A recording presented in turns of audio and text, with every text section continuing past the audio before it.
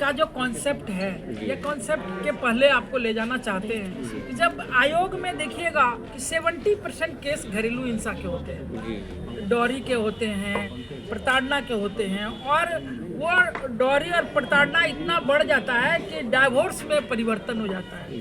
तो हमारे नॉलेज में हम सब के साथ आयोग में हमारे जो चेयरमैन है आदरणीय विजया राहटकर जी, उन्होंने एक कॉन्सेप्ट दिए कि ऐसा क्यों नहीं किया जाए कि शादी से पहले जो शादी के लिए बंधन में बंधने वाले हैं, या तो माता पिता तय करें या वो खुद अपने से खुद तय किए हैं, अपने विवेक के साथ, अपनी इच्छा के साथ वो स्वतंत्र हैं ये तय करने के लिए। तो ऐसे लोगों का क्या होता है ना कि एक उम्र में भटकाव आता है, वो समझ नहीं पाते हैं कि ये लड़का मेरे योग्य है कि नहीं, कहीं छलावा में वो बर्बाद हो जाते हैं, और बच्चियां बर्बाद होती हैं, और कभी माता पिता बर्बाद हो जाते हैं। उनको पता नहीं चलता है, वो देख लेते हैं कि लड़का कमाऊ है, लड़का सर्विस में है, लड़का का पैकेज बड़ा है, और ऐसे में भूल भुलैया में शादी हो जाती है। और शादी के बाद एक दो बच्चे भी हो गए, कुछ दिन साथ में भी रह लिए,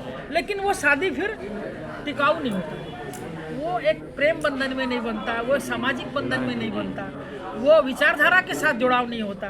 तो एक हम लोगों ने ये तेरे मेरे सपने नाम से जो कॉन्सेप्ट निकाले, इसका उद्देश्य है कि उनके आपने किन किन चीज़ों में विचार का मेल है, हम उसको देखेंगे, हम उसके बार बार बुला के उसका स्टडी करेंगे कि वो पत्नी के रूप में क्यों स्वीकार करता है, पति के रूप में वो क्यों स्वीकार कर रही है, क्या दोनों में विचार का मेल है, क्या दोनों का आगे का लक्ष्य क्या है, कहाँ ले जाना चाहते हैं परिवार को, और ऐसा करने के बाद एक टिकाऊ होगा, ऐसा हमारा मानना है, आयोग का मानना है कि वो शादी टिकाऊ होगा। जब परिवार टिकाऊ होगा तो समाज सुंदर होगा, जब समाज सुंदर होगा तो ये राष्ट्र सुंदर होगा। और हमारे राष्ट्र की जो धारणा है, हम जिस संस्कृति, सभ्यता और सोसाइटी के साथ परिवार को देखते हैं, जितने हम निश्चल भाव से परिवार की रचना करते हैं, वो सुंदर होगा तो हर एक व्यक्ति सुंदर होगा। और 2047 तक जो हमारे प्रधानमंत्री जी का सपना है कि एक सुंदर ऊंचाई तक पहुंचेगा, इसी अवधारणा के साथ तेरे मेरे सपने नाम का ये प्लेटफॉर्म तैयार करने की अवधारणा है। आज कितने मामले में सुनवाई की है मैम?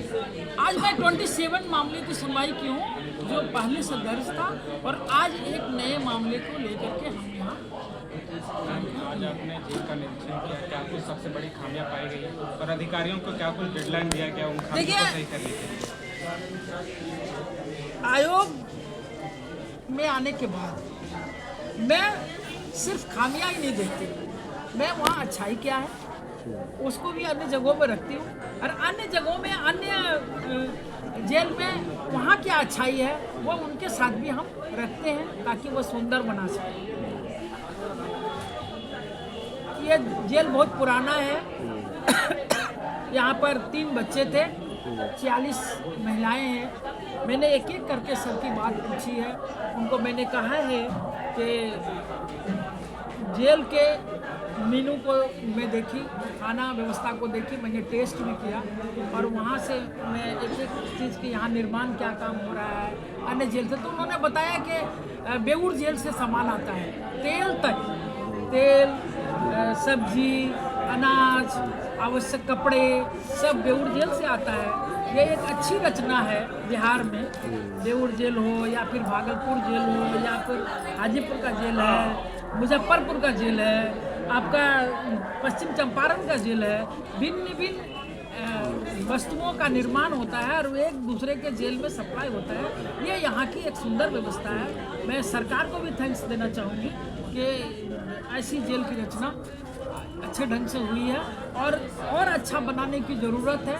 वहाँ स्किल डेवलप ट्रेनिंग देना चाहिए। स्किल ट्रेनिंग पहले मिला भी है, सिलाई का मिला है, और फिर बुनाई का मिला है, आर्ट का मिला है, अभी योगा क्लासेस चल रहे हैं। ये सारी मैंने टीम देखी है। वहाँ 3 बच्चे थे छोटे, जो 6 वर्ष से नीचे के बच्चे हैं, वो 3 बच्चे थे वहाँ। उनका भी रख रखाव काफ़ी अच्छे ढंग से है। उसके लिए किड्स प्ले स्कूल की भी मैंने ये किया है कि उसके अलग से स्कूलिंग हो, इसकी भी मैंने चर्चा की। जिला स्तर पर सरकारी और निजी दफ्तरों में जो विशाखा गाइडलाइन को लेकर जारी किया गया था, तो उसे लेकर क्या कुछ निर्देश दिया गया है या क्या कुछ कदम उठाया जा रहा है? आप तो उसको पढ़े हैं, आप खुद पत्रकार हैं, विशाखा गाइडलाइन को आप पढ़े तो उसको तो दिया हुआ है, होना है